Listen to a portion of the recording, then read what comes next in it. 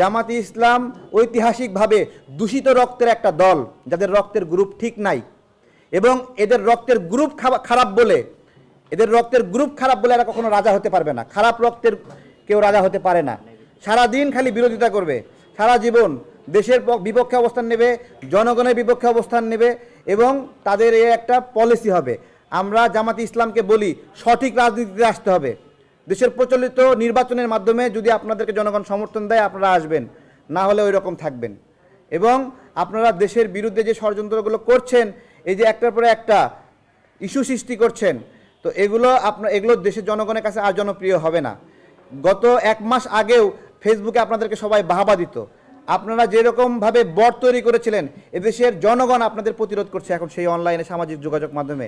নিজেদের অবস্থান দেখেন, আপনারা যেভাবে কৃত্রিমভাবে মানুষকে হ্যারাসমেন্ট করতে যাচ্ছিলেন, জনগণ বুঝতে পেরেছে। একটা আইডেন্টিফাই হয়েছে তো যে বট আপনারা, বাংলাদেশে বট কারা, বট বাহিনী কারা, তাই না? এগুলো জামাত ইসলামকে খেয়াল রাখতে হবে।